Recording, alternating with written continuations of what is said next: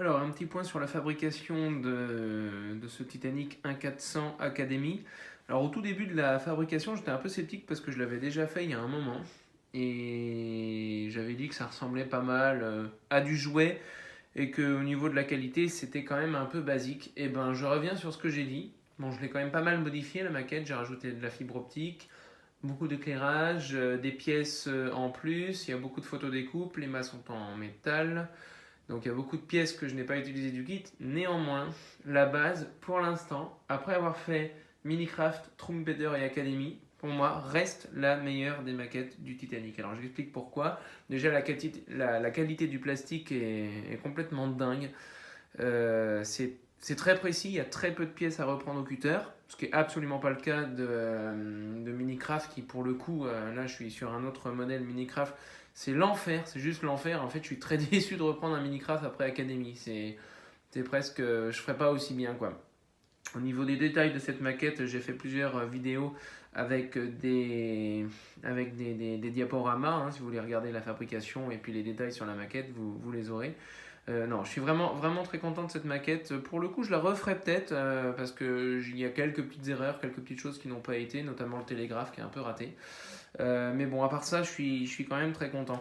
Alors, j'ai modifié néanmoins sur le kit de base l'éclairage intérieur. Donc là, j'ai un petit interrupteur, tac, ce qui me permet d'avoir contrôle sur l'électricité beaucoup plus facilement que Skillies. D'ailleurs, Skillies, ça marche pas. On est obligé de mettre un interrupteur en réalité. Et voilà quoi, mais en tout cas, très bon kit, très bonne maquette, très plaisante à faire. Il y a des défauts historiques, ouais, il y a des erreurs. Bon, c'est pas très grave. On peut les modifier très facilement en rajoutant des pièces ou en modifiant les pièces, en les retaillant quoi. C'est faisable, c'est un peu galère, mais c'est faisable. Et puis voilà quoi, mais voilà à quoi elle ressemble et c'est vraiment très chouette. L'éclairage intérieur est bien réussi aussi. Je vais reprendre le. Hop. Voilà, donc je suis assez satisfait du résultat. Les couleurs sont bien aussi. Et tout est assez d'équerre, hein. Tout tombe bien. À part la passerelle, hein, bon, ça, il n'y a rien à faire, quelle que soit la maquette du Titanic que j'ai pu faire. La passerelle, c'est jamais bien.